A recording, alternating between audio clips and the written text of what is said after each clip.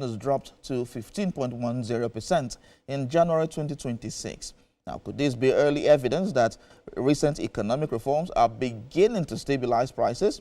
Or does the 15.10% inflation translate to real purchasing power for the masses? Well, before we go into that on the show, let's bring you some news making the round in the world of business. The Central Bank of Nigeria, the CBN, Governor Olayemi Cardoso has praised the recent decision by the African Union to officially approve Nigeria's permanent membership on the board of the African Monetary Institute. The governor gave the commendation in a statement in Abuja. The approval was announced during the 39th Ordinary Session of the Assembly of the African Union, AU, at its February summit. It followed the earlier adoption by the Executive Council of the AU at its 48th Ordinary Session. Governor Cardoso said hosting the AMI and subsequently the African Central Banks had great value for Nigeria and the continent.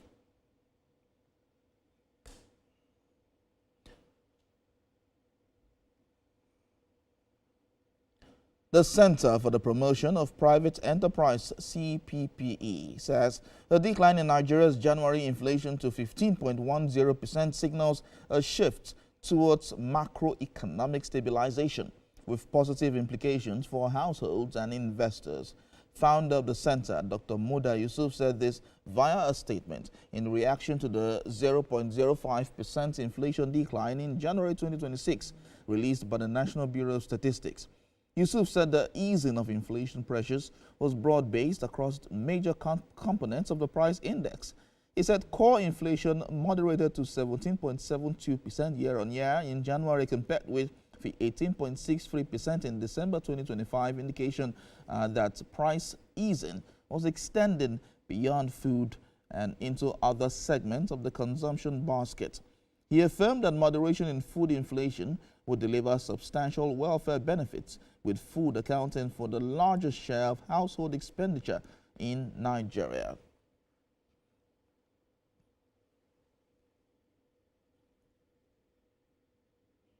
Well, the Chief Executive Officer of the Center for Promotion of Private Enterprises, Dr. Muda Yusuf, is my guest on the show this afternoon. Thank you so much for joining us at this time. Thank you very much. Thanks for having me. All right, so let's talk in this discussion now. Nigeria's inflation declined to 15.10% in January. My question is, how significant is this? Is this 0.05% drop in real economic terms? Yeah, it's very significant. Very significant in the sense that it shows consistency in the trajectory of disinflation. And it shows that the stability that has been achieved at the macroeconomic level is being sustained. And these are critical factors that influence or shape investment decisions. These are factors that also shape, the perception of an economy as an investment destination. These are factors that also influence investors' confidence. So the fact that we are seeing this sustained stability and sustained trend in disinflation, I think is something that is very good from an investment point of view, and also even from a welfare point of view. So from whichever way we look at it, this is a very good development, and it shows that the confidence that people have in terms of the gains of the reform is beginning to take root, is beginning to become consolidated and entrenched. And we hope that this will be sustained beyond this period. All right, so the CPPE described this as a shift towards macroeconomic stabilization. Now, what specific policy actions do you believe are driving this shift? Well, basically, it has been the reforms. And the reform has come in various ways. We have seen what the central bank has been doing with respect to the foreign exchange reform. We have seen what the CBN have been doing with respect to banking supervision, with respect to guidelines, with respect to, management of the foreign exchange market. We have seen the reform that has taken place in oil and gas sector. We have seen the impact of that reform on the fact that the pressure on our foreign reserves is beginning to ease. We can see that we are not importing as much petroleum products as we used to import. I know, don't forget, importation of petroleum products used to be one of the biggest sources of pressure on our foreign reserves. I mean, that is beginning to ease. Then we are beginning to see our balance of payment position, balance of trade in surplus, and balance of payment position also in a very sound position. So if you look at all these major variables, as far as the economic stability is concerned, I think those variables are or those indicators are very positive, and they, of course, will inspire a lot more confidence. What, of course, the citizens have, argued about, and rightly so, is the transmission of this to better welfare, in terms of cost of living, especially. And that is also beginning to have some impact on cost of living, because when you are seeing a deceleration in inflation, invariably it has some positive welfare effect. So that is the way one will look at it. Okay, so many have asked a question. I'd like to ask you this question. Uh, how sustainable are these gains without structural reforms? No, they are sustainable, but it is important that we have the structural reforms. Because if you look at the figures, if we disaggregate the inflation, the headline inflation, you see that food inflation is at single digits, 8.9%. Core inflation is at 17%, slightly over 17%. You can see the disparity between food inflation and core inflation. And that elevated level of core inflation is also a reflection of the fact that we have some structural challenges to deal with. So dealing with economic issues is not just about getting the macroeconomic variables right. It's also about getting the structural environment right. That is why we are seeing that huge disparity between core inflation and food inflation. And we're also seeing serious disparity geographically in terms of food inflation. I mean, some parts of the country, food inflation is still extremely very high. In some parts of the country, they are low. These are reflections of the challenges of the structural issues. So the structural environment needs to be improved upon significantly. But the good thing is that everything taken together, I think the trajectory is right. We are moving in the right direction. But typically structural issues are not things that you can fix very quickly. When you are talking about energy, you are talking about logistics, you are talking about insecurity. There are no quick fixes for these things. So that is why we are still having this challenge in terms of the structural issues still dragging us, back or slowing us down in terms of the economic recovery. But I think we're on the right path. All right, so core inflation declined to 17.72% from 18. About underlying price pressures. Well, what it tells us is that we need to work a lot more on factors beyond food. Because when we are talking about inflation, it's not only about food, it's about other factors. Energy, for instance, transportation, for instance, logistics, for instance. These are critical issues that impact inflation. Even the exchange rate, of course. So when we see this disparity that, okay, food inflation is already at single digits, core inflation is still at this level, it's an indication that there's still a lot of work to be done, to address those issues. And just as I said, core inflation is that high because of the structural impediments that we are still grappling with. So there is still a lot more to be done. to bring down energy costs, to bring down logistics costs, and to address insecurity. Those things are extremely very, very important if we need to bring down core inflation. And of course, one factor also in core inflation is exchange rate. That is beginning to improve. In fact, we are seeing remarkable improvement. The premium between the official and parallel market rate has narrowed significantly. Exchange rate is appreciating. Today is about 1,350, even at the parallel market. And there are projections that it will even improve further. So that component of it impacting core inflation is very positive. But we still have some other structural issues that we need to deal with. And the government needs to do a lot more to attract more investment, more capital into this to address the structural challenges in this economy. And that will help to improve productivity. It will help to also bring down costs. So those elements are very, very important. Yes, well, we agree on that, but food inflation still remains a major concern for households. Ordinary Nigerians actually feeling relief at the market level. Well, there is already some level of relief.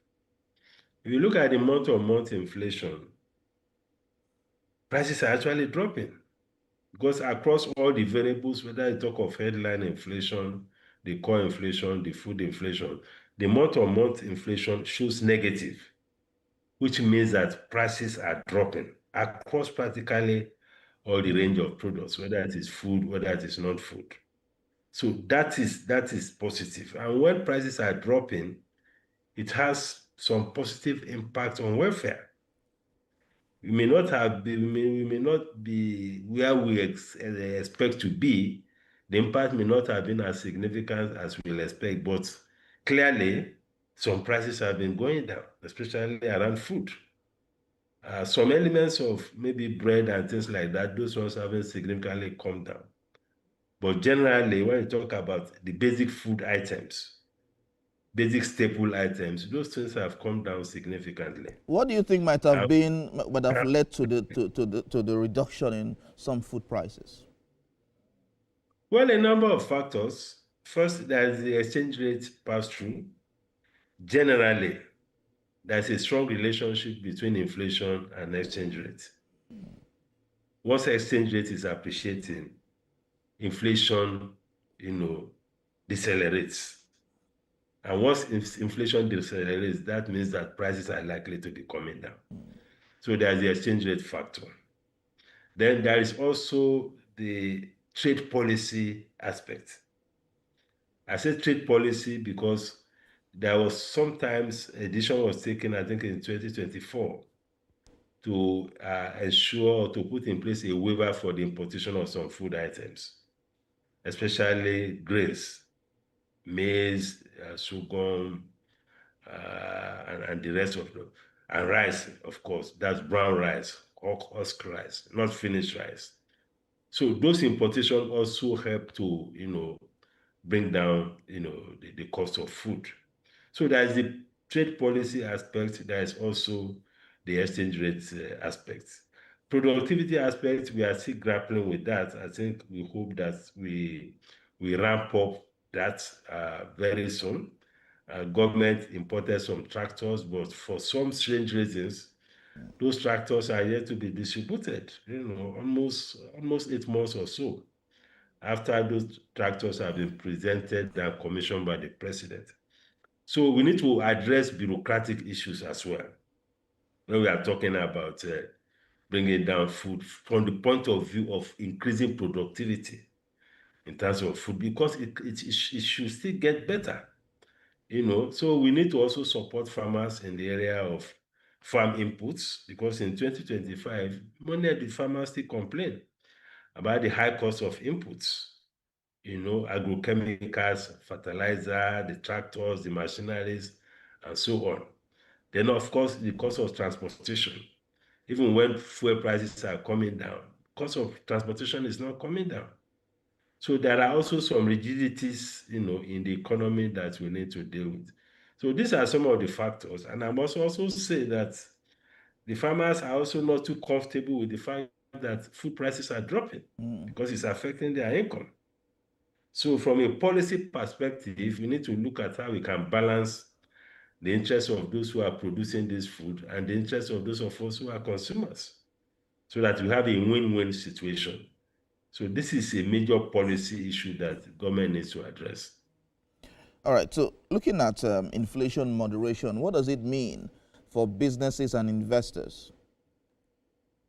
Well, it is good for businesses. First, when inflation is moderating, it has a way of reducing production costs and operation costs. Because that means some of the factors of production we begin to experience lower prices. So that is good from the point of view of production and operating costs.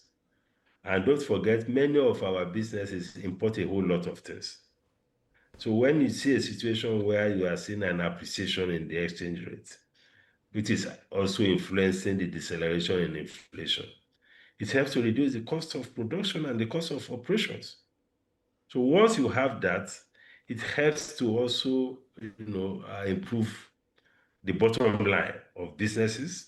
They can also afford to reduce price so that they can have better turnover and better profit. So from the point of view of production costs and operating costs, it's very, very beneficial.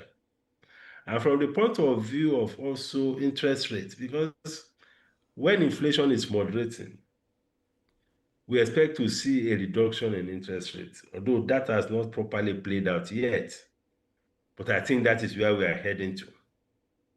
Because at least at the last time when the Monetary Policy Committee met, it was a hold, I think.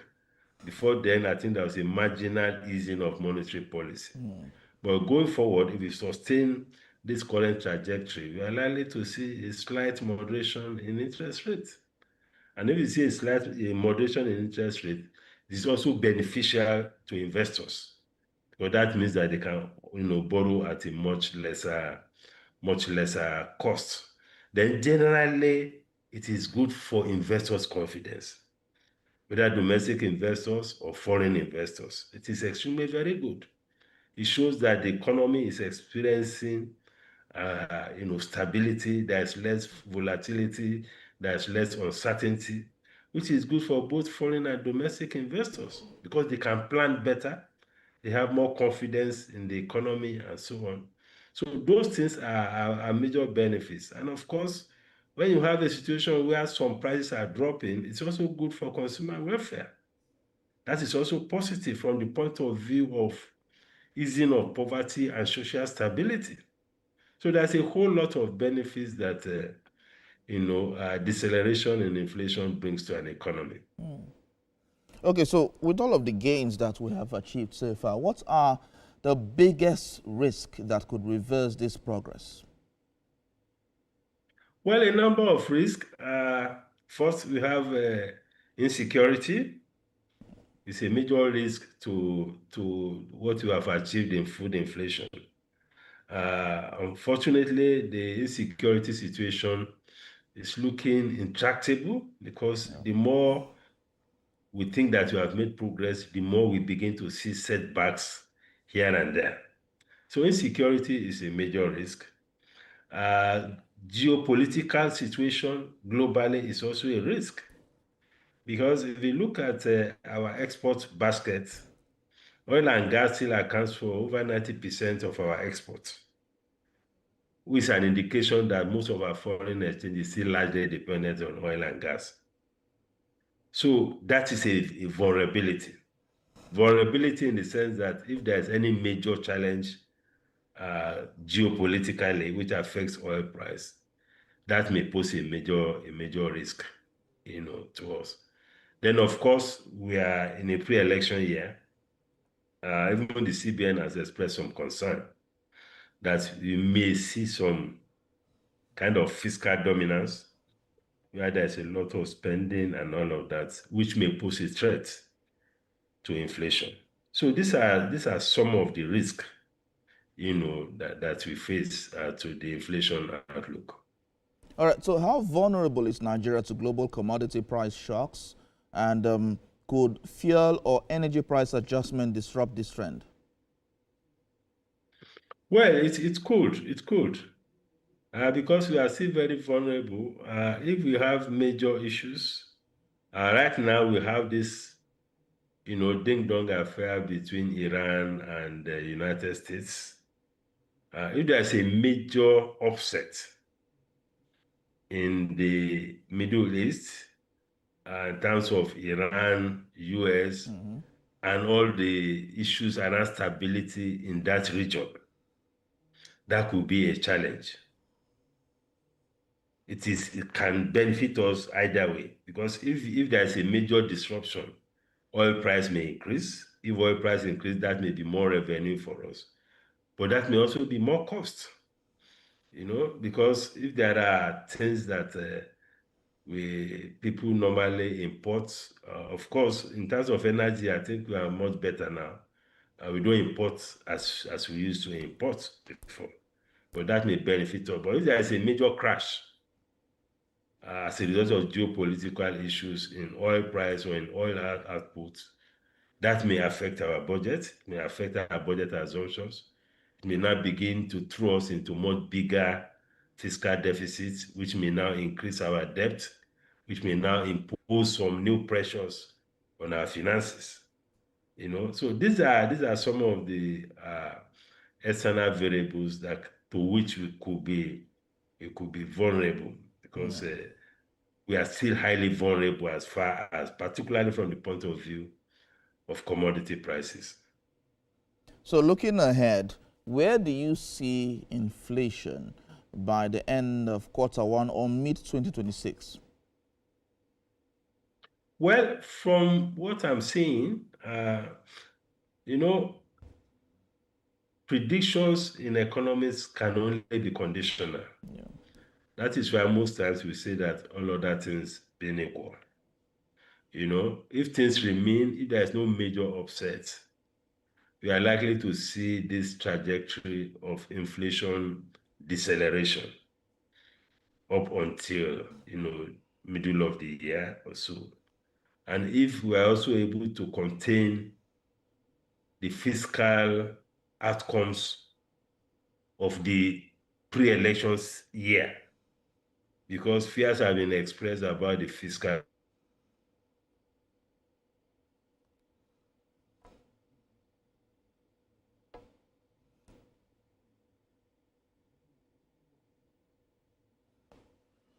Dr. Buda Yusuf, can you hear me? We seem to have some network issues here. Yeah, I can hear you. Okay, please go on. Yes, we can. Can you hear me now? Yes, we can. Yes. So you can hear me? Yes, we can. Go on.